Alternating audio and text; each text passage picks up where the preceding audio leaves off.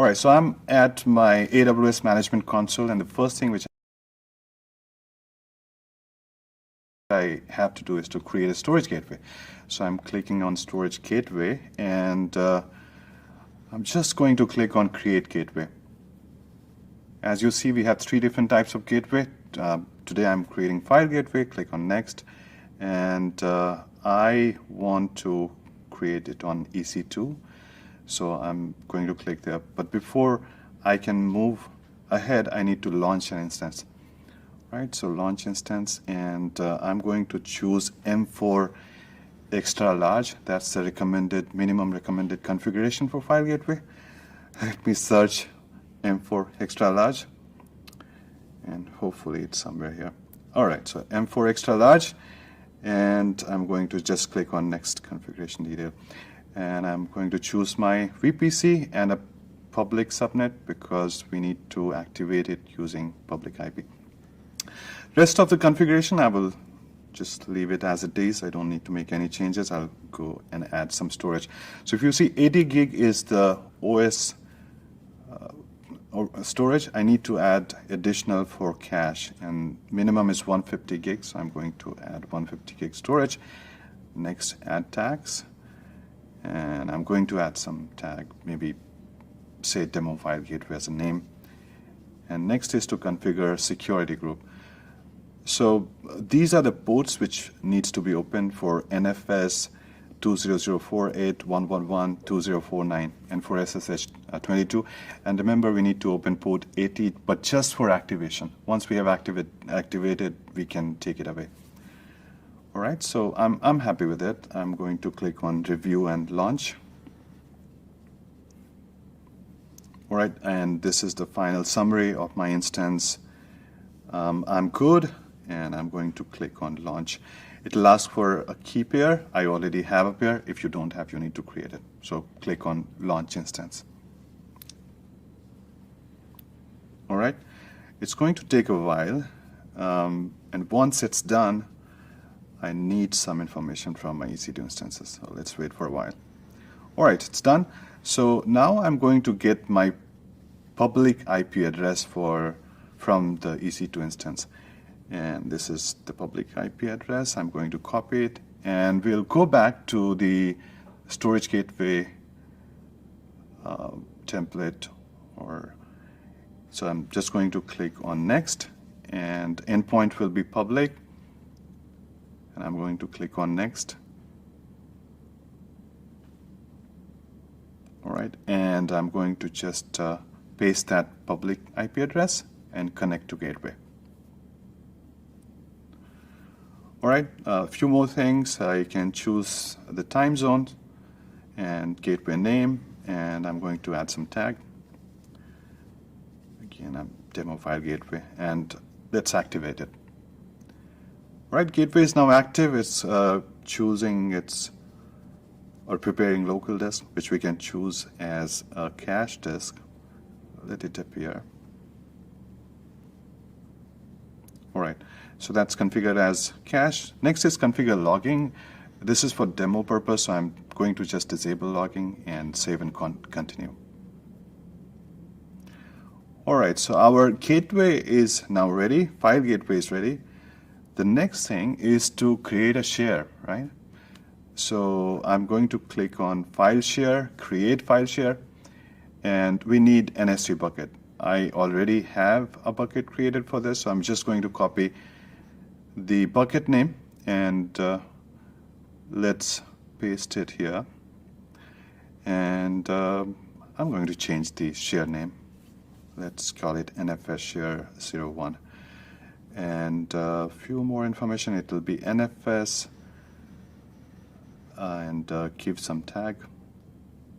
NFS Share 01, maybe. Click on Next. And you see we can choose different storage classes. For this purpose, I'm going to select S3 standard, but based on your workload pattern, you can choose a storage class from here. The other few things, I'm going to create a new IAM role for this. And encryption, we are going to use S3 managed key for this option. but you could use KMS as well.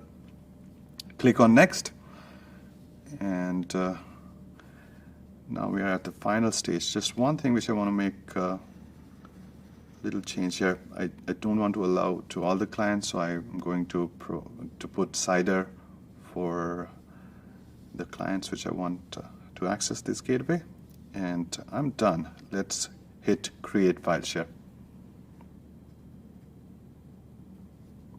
All right, it's going to take a while. It's still creating. Once the share is ready, then we are going to mount this to the Linux instance. All right, so you see I have the command as well, so I'm just going to copy this command, and now I need to SSH on my Linux instance. All right, so I'm in Linux instance, type the mount command. We need to do sudo. So let's paste that command. Yeah, and I think it's mounted. Let's check it. Let's run df-h. Yeah, you see NFS share is reflecting. Right, so we have this share now. The next thing which I'm going to do, I already have some data sets, so I'm going to copy that file, CSV file, in this share.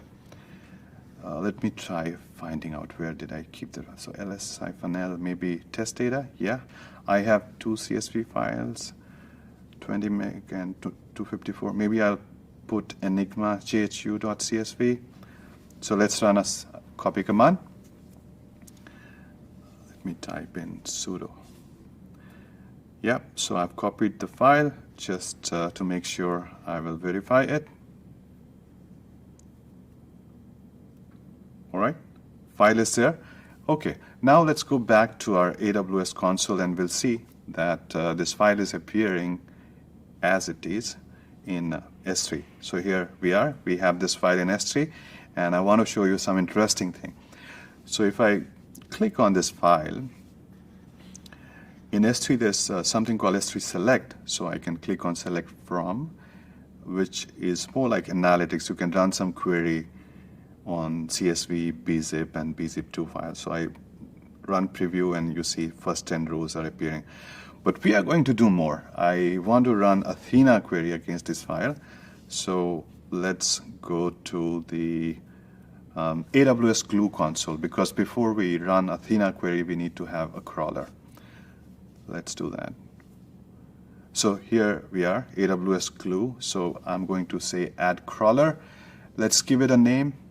Let's call it Enigma crawler. Go next. All right, data stores need to give the path of S3. All right, I'm good. Go next. No, I don't want any other data source. I am going to create a new IAM role. This is basically glue to access S3. So I'm going to call it Enigma role, and run on demand, and click on next. We need to create a database. This database is actually just a schema catalog. So I'm going to call it Enigma DB. Click on next, and review all the info. All good. Click on finish. All right. And I can hit run it now. So my crawler will be running. It takes a while. Once it's ready, we are good to run our query. All right, we'll give it a while. Keep refreshing. All right, so now it's ready. Maybe I want to click on tables. It has created a table. And if I click on action, I should have view data. And actually, it'll take us to the Athena console. So I would just go there.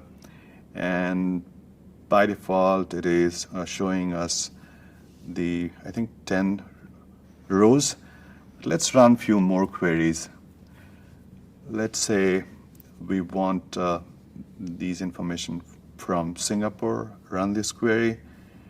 And yeah, it's appearing fine. Maybe one more query. We would run it for United States. We'll say US. Yeah, and it's appearing. So you see, we ingested data from a Linux server, and we are seeing this as it is in S3, and we are able to run queries in Athena. It's a very simple concept, but it's very powerful. So you can use it in variety of use cases where you have a lot of on-premises data and you want to ingest and do something in AWS.